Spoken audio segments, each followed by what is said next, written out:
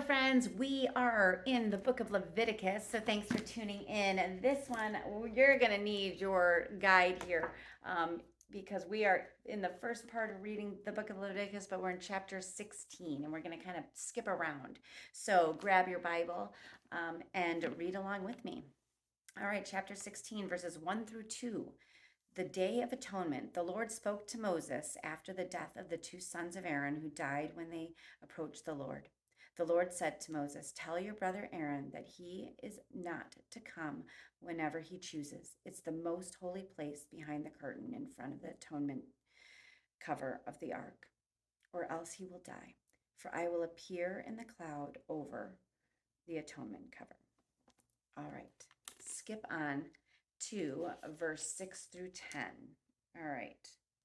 Aaron is to offer the bull for his own sin offering to make atonement for himself and his household. Then he is to take the two goats and present them before the Lord at the entrance of the tent of meeting. He is to cast lots for the two goats, one lot for the Lord and the other for the scapegoat. Aaron shall bring the goat whose lot falls to the Lord and sacrifice it for a sin offering. But the goat chosen by lot as a scapegoat shall be presented alive before the Lord to be used for making atonement by sending it into the wilderness as a scapegoat. All right, going on to verse 15 and 16. He shall then slaughter the goat for the sin offering for the people and take its blood behind the curtain and do with it as he did with the bull's blood. He shall sprinkle it on the atonement cover and in front of it. In this way, he will make atonement for the most holy place because of the uncleanliness and rebellion of the Israelites, whatever their sins have been. He is to do the same for the tent of meeting, which is among them in the midst of their uncleanness. All right, going on to 20 through 22. When Aaron has finished making atonement for the most holy place, the tent of meeting, and the altar, he shall bring forward the live goat. He is to lay both hands on the head of the live goat and confess over it all the wickedness and rebellion of the Israelites, all their sins, and put them on the goat's head. He shall send the goat away into the wilderness in the care of someone appointed for the task. The goat will carry on itself all their sins to a remote place, and the man shall release it in the wilderness. All right, and then on to 34. This is to be a lasting ordinance for you.